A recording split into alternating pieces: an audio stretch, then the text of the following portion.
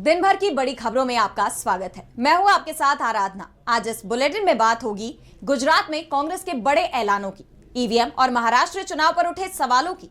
देखेंगे कि वक्फ कानून का क्यों बढ़ता जा रहा है विरोध, अपने ही नेताओं के बयान से क्यों घबराई बीजेपी। जानेंगे अमेरिकी टैरिफ पर कैसे एनडीए के अंदर ही मोदी सरकार के खिलाफ उठे सवाल, और बुलेटिन के आखिर में बात करेंगे ईडी को पड़ी सुप्रीम कोर्ट से फटकार की। लेकिन दिन भर की तमाम बड़ी खबरों से पहले एक नजर आज की सुर्खियों पर। मोटर दुर्घटना पीड़ितों के लिए कैशलेस इलाज योजना में देरी पर सुप्रीम कोर्ट सख्त, केंद्र को लगाई फटकार। कोर्ट के आदेश का क्यों नहीं हुआ पालन, सरकार से मांगी सफाई। एक देश एक चुनाव को लेकर अखिलेश यादव ने मोदी सरकार को दी चुनौती। सपा सांसद बोले, सरकार एक चरण का ही चुनाव करा के देख ले, खुद समझ आ जाएगा ये प्रस्ताव लाना है या नहीं। अमेरिका और चीन में तेज हुई टैरिफ वॉर। ट्रंप के 104% टैरिफ के जवाब में चीन ने अमेरिकी वस्तुओं पर 84% किया टैरिफ। फार्मा जगत में भी टैरिफ लगाने की तैयारी में डोनाल्ड ट्रंप। गिरावट के साथ बंद हुआ शेयर बाजार। 380 अंकों की गिरावट के साथ 73,847 अंक पर बंद हुआ सेंसेक्स। निफ्टी में 137 अंकों की गिरावट, 22,399 अंक पर बंद हुआ निफ्टी। ये तो थी सुर्खियां। अब बात आज की सबसे बड़ी खबर की। गुजरात में कांग्रेस का 2 दिन का अधिवेशन कई मामलों में खास रहा। पार्टी ने कई सख्त फैसले लिए और साफ कर दिया कि अब सड़क पर उतरने का समय है। मोदी सरकार के जन विरोधी फैसलों के खिलाफ रणनीति तैयार की गई। कांग्रेस के अधिवेशन को लेकर देखिए हमारी ये रिपोर्ट। गुजरात के अहमदाबाद में कांग्रेस का 84वां अधिवेशन हुआ। 8 और 9 अप्रैल को हुए इस अधिवेशन में कांग्रेस ने खुद को मजबूत करने के लिए और बीजेपी को कमजोर करने की रणनीति पर चर्चा की। अधिवेशन के दूसरे दिन राहुल गांधी ने वक्फ का मुद्दा भी उठाया। राहुल गांधी ने कहा कि कुछ दिन पहले बीजेपी ने लोकसभा में वक्फ संशोधन बिल पास किया। ये फ्रीडम ऑफ रिलीजन संविधान पर आक्रमण है। आरएसएस के मुखपत्र ऑर्गेनाइजर में लिखते हैं कि क्रिश्चियन पर आक्रमण करने जा रहे हैं। ये एंटी रिलीजन बिल है। ये देश के सभी लोगों को मालूम होना चाहिए। इसके अलावा मल्लिकार्जुन खड़गे ने बेरोजगारी के समय मोदी की चुप्पी पर तंज कसा और कहा कि भाजपा दिखाती है कि भारत का विकास 2014 के बाद हुआ, जबकि गांधीनगर भी कांग्रेस की देन है जो उसके जमाने में बना। फिर भी मोदी कहते हैं कि ये उनके जमाने में हुआ। बता दें कि दूसरे दिन साबरमती रिवर फ्रंट पर मुख्य अधिवेशन में देश भर से 1700 से ज्यादा कांग्रेस कमेटी के प्रतिनिधि भाग ले रहे थे। अधिवेशन में कांग्रेस अध्यक्ष मल्लिकार्जुन खड़गे, सोनिया गांधी और राहुल मौजूद रहे। इस अधिवेशन की थीम थी न्याय पथ, संकल्प, समर्पण और संघर्ष। पार्टी के मुताबिक अधिवेशन गुजरात में संगठन को मजबूत करने और 2027 के विधानसभा चुनावों के लिए रोड मैप तैयार करने की दिशा में एक बड़ा कदम होगा। बता दें कि इससे पहले अधिवेशन के पहले दिन कांग्रेस वर्किंग कमेटी की बैठक 4 घंटे चली थी। कांग्रेस में एक नया उत्साह दिखाई दे रहा है। नजरें गुजरात और दिल्ली हर जगह हैं। साथ ही चुनाव आयोग पर भी नजरें हैं। कांग्रेस अध्यक्ष मल्लिकार्जुन खड़गे ने तो एक बार फिर ईवीएम का मुद्दा उठा दिया। उन्होंने चुनाव की पारदर्शिता को लेकर चुनाव आयोग को भी घेरा। तो क्या कुछ कहा खड़गे ने, देखिए इस रिपोर्ट में। अहमदाबाद में कांग्रेस के अधिवेशन में पार्टी अध्यक्ष मल्लिकार्जुन खड़गे ने महाराष्ट्र विधानसभा चुनावों में कथित धांधली को लेकर केंद्र सरकार और चुनाव आयोग पर जमकर हमला बोला। खड़गे ने कहा कि महाराष्ट्र चुनाव से जुड़ा मामला राहुल गांधी ने संसद और मीडिया के सामने उठाया था, लेकिन सरकार पर इसका कोई असर नहीं पड़ा। उन्होंने आरोप लगाया कि लोकसभा और विधानसभा चुनाव के बीच महाराष्ट्र में लाखों मतदाता अचानक बढ़ गए, जिससे चुनावी प्रक्रिया की पारदर्शिता पर सवाल उठते हैं। खड़गे ने सख्त लहजे में कहा कि ये कैसा चुनाव आयोग है, ये कैसी डेमोक्रेसी है, सब कुछ फर्जी बनाकर चुनाव जीत गए। ये फ्रॉड है और लोकतंत्र पर सीधी चोट है। वोटर लिस्ट में हुई गड़बड़ियों पर हम काम कर रहे हैं। चोर एक दिन जरूर पकड़ा जाएगा। खड़गे ने ईवीएम की जगह बैलेट पेपर की वकालत करते हुए कहा कि पूरी दुनिया के विकसित देश ईवीएम छोड़ बैलेट पेपर की ओर बढ़ गए हैं। कई देश इसे इस्तेमाल नहीं करते, लेकिन हम ईवीएम पर निर्भर हैं। ये सब फ्रॉड है। सरकार ने ऐसे तरीके बनाए हैं जिनसे सिर्फ उन्हें फायदा हो रहा है। बताते चले कि विपक्षी दल, खासकर कांग्रेस और महाविकास अघाड़ी गठबंधन ने महाराष्ट्र चुनाव के नतीजों पर सवाल उठाते हुए ईवीएम में धांधली के आरोप लगाए थे। ये विवाद तब और गहरा गया जब कांग्रेस अध्यक्ष मल्लिकार्जुन खड़गे और राहुल गांधी ने ईवीएम की विश्वसनीयता पर संदेह जताया और बैलेट पेपर से चुनाव कराने की मांग की।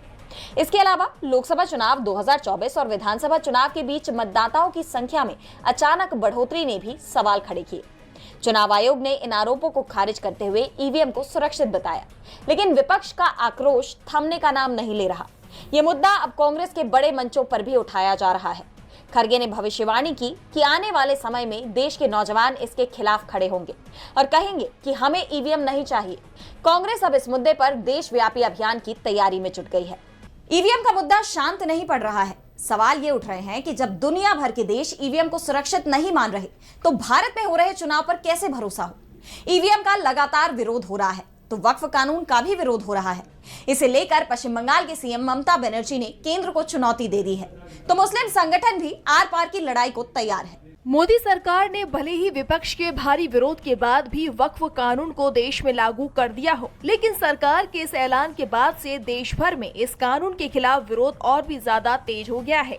All India Muslim personal law board ने वक्फ बिल के खिलाफ विरोध प्रदर्शन करने का ऐलान कर दिया है। AIMPLB के सचिव मौलाना रहमानी ने केंद्र सरकार पर मनमानी का आरोप लगाते हुए कहा कि मुसलमान डरने वाला समुदाय नहीं है। उन्होंने जोर देकर कहा, हमारा एतबार अल्लाह पर है। सरकार की धमकियां हमें नहीं रोक सकती हैं। अगर जरूरत पड़ी तो हम कुर्बानी देंगे, लेकिन अपने हक के लिए लड़ते रहेंगे। हम वक्फ संशोधन बिल के खिलाफ वक्फ बचाओ मुहिम के पहले दौर का आगाज 10 अप्रैल से शुरू कर रहे हैं, जो कि 7 जुलाई तक चलेगा। इसी बीच वक्फ कानून को लेकर पश्चिम बंगाल के सीएम ममता बनर्जी ने साफ कर दिया कि वो ये कानून पश्चिम बंगाल में किसी भी कीमत में लागू नहीं होने देंगी, चाहे इसके लिए उनकी जान ही क्यों न चली जाए। लेकिन वो धार्मिक आधार पर बंगाल का विभाजन नहीं होने देंगी। बता दें कि पश्चिम बंगाल में मुर्शिदाबाद में वक्फ कानून के विरोध करने के दौरान हिंसा हो गई थी, जिसमें प्रदर्शनकारी पुलिस के बीच झड़प हो गई और हिंसा के बाद इलाके में अब धारा 144 लागू कर दी गई है। साथ ही इंटरनेट सेवाएं भी बंद कर दी गई है।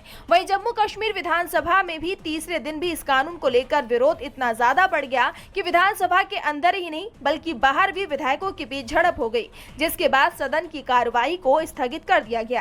ऐसे में वक्फ कानून ने मोदी सरकार को टेंशन में डाल दिया है। वक्फ कानून पर टकराव तेज हो गया है, तो बीजेपी के अंदर भी कई मुद्दों को लेकर टकराव चल रहा है। अब पार्टी हाईकमान की तरफ से इसे लेकर सख्त निर्देश अपने नेताओं को दिए गए हैं। तो क्या है पूरा मामला, जानने के लिए देखिए ये रिपोर्ट। बीजेपी ने अपने नेताओं को सख्त निर्देश दिए हैं, जिसमें कहा गया है कि संविधान, आरक्षण और दलितों के मुद्दों के साथ ही संवेदनशील मामलों में सिर्फ वो ही बोलें जो पार्टी हाईकमान की राय हो। ऐसा कोई भी बयान ना दिया जाए जिससे पार्टी को नुकसान उठाना पड़े। दरअसल लोकसभा चुनावों में ऐसे बयानों के चलते बीजेपी को जबरदस्त नुकसान हुआ था, क्योंकि एक तरफ नरेंद्र मोदी 400 पार का दावा कर रहे थे, तो बीजेपी के नेता ऐलान कर रहे थे कि 400 सीटें मिलेंगी तो हम संविधान को बदल देंगे। विपक्ष ने इसे लेकर बीजेपी को घेर लिया था और इसका नुकसान बीजेपी को चुनाव नतीजों में दिखाई भी दिया। इसके बाद अब बीजेपी हाईकमान ने इस तरह के निर्देश जारी किए हैं।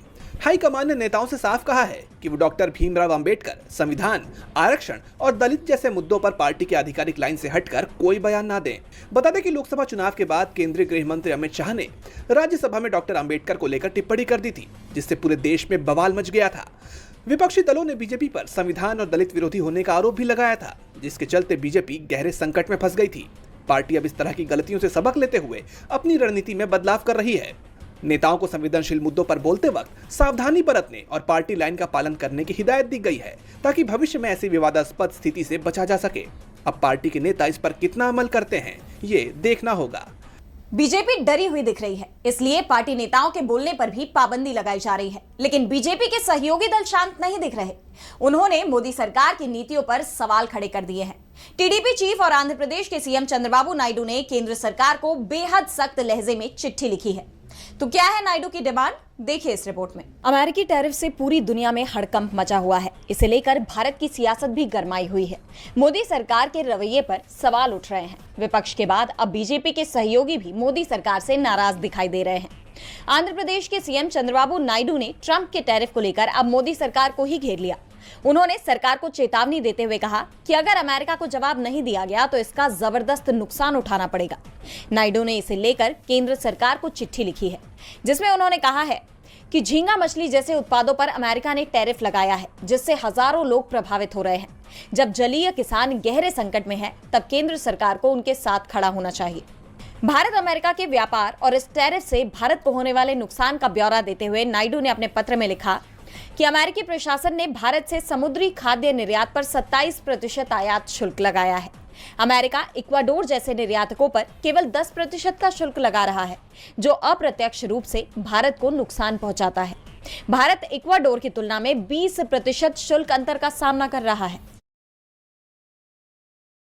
मल्होत्रा ने भी इस पर चिंता जाहिर करते हुए कहा कि टैरिफ से देश के निर्यात पर असर पड़ेगा। अब इस पर सरकार क्या प्रतिक्रिया देती है, ये देखने वाली बात होगी। चंद्रबाबू नायडू ने अमेरिका के टैरिफ का जवाब नहीं देने पर मोदी सरकार को घेरा, तो एनडीए के दूसरे सहयोगी एलजेपीआर ने भी बीजेपी की नीतियों पर सवाल उठाए हैं। चिराग पासवान केंद्र में मंत्री हैं और उन्होंने साफ कर दिया है कि वो बीजेपी के एजेंडे के साथ नहीं है। तो क्या कुछ कहा चिराग ने, देखिए इस रिपोर्ट में। बिहार में सियासी घमासान तेज होता जा रहा है। एनडीए गठबंधन में दरार बढ़ती दिख रही है। पहले से ही जेडीयू और बीजेपी में तनातनी की खबरें सामने आ रही हैं और अब चिराग पासवान ने भी बीजेपी का साथ छोड़ दिया है। उन्होंने साफ कहा है कि वो बीजेपी के हिंदुत्व के एजेंडे के साथ नहीं है। केंद्रीय मंत्री ने तो यहाँ तक कहा कि धर्म और राजनीति को अलग रखना चाहिए ताकि देश के असल मुद्दों पर बहस हो सके और उन पर ध्यान दिया जा सके। चिराग पासवान के इस बयान ने एनडीए गठबंधन को लेकर कई सवाल खड़े कर दिए हैं, क्योंकि बीजेपी की पूरी राजनीति फिलहाल हिंदुत्व के इर्द गिर्द ही दिखाई दे रही है। चाहे वो राम मंदिर का मुद्दा हो या फिर कोई और मुद्दा, बीजेपी नेता खुलकर हिंदुत्व का समर्थन करते हैं। हिंदुत्व को लेकर खुद पीएम मोदी के बयान समुदाय विशेष को टारगेट करते हुए दिखाई दिए हैं। ऐसे में अब चिराग पासवान ने खुद को इससे अलग बताया है। उनके रुख को देखते हुए जब केंद्रीय मंत्री से पूछा गया कि बीजेपी हिंदुत्व पर जो चर्चा करती है उस पर चर्चा नहीं करनी चाहिए, इस पर चिराग ने कहा कि मुझे लगता है कि इस पर चर्चा किसी को नहीं करनी चाहिए। धर्म व्यक्तिगत आस्था का विषय है। मुझे कहाँ जाना है, किस मंदिर या चर्च में जाना है, मुझे ये बताने वाला कोई और कौन होता है।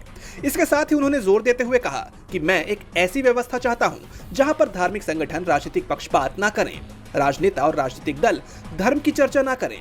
जब हम राजनीति और धर्म को अलग कर देंगे तो मुझे लगता है कि एक बड़ी समस्या का हल अपने आप हो जाएगा। चिराग का यह बयान बीजेपी के लिए बड़े झटके के रूप में देखा जा रहा है, क्योंकि राज्य में विधानसभा चुनाव होने जा रहे हैं और उससे पहले एनडीए के सहयोगियों का यह मोहभंग बीजेपी पर भारी पड़ सकता है। और बुलेटिन के आखिर में बात ईडी को पड़ी फटकार की। सुप्रीम कोर्ट में एक बार